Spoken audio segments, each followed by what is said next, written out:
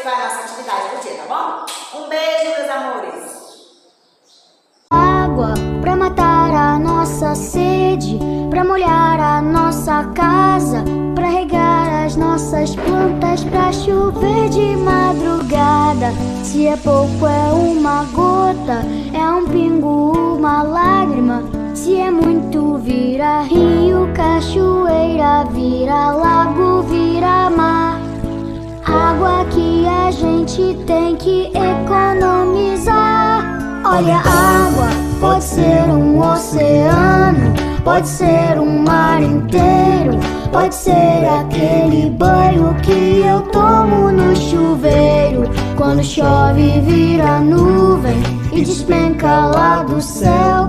Quando cai no chão é água pra beber, pra tomar banho, pra lavar. Água que a gente tem que economizar. Olá, crianças! Hoje a tia vai propor uma atividade bem divertida, bem legal, que nós estamos trabalhando com a água. E a água é o quê? Um elemento fundamental e muito importante para quê? Para a natureza, as plantinhas, tudo cresce. Por quê? Porque é regado com água. Então, vocês vão fazer um quadro da natureza, certo?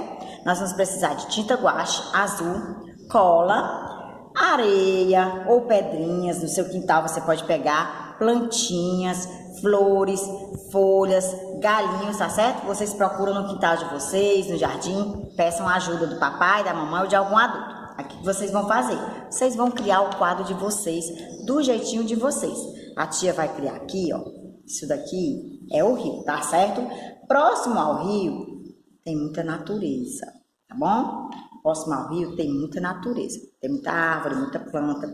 Aí o rio vem correndo por aqui, certo? O rio correu. A gente vai pintar esse rio bem bonito. Aí a água vai passando. Aqui do lado, vocês vão colocar areia. Vocês vão colando com a cola. Dá pra colar, tá? Vocês jogam a cola de isopor.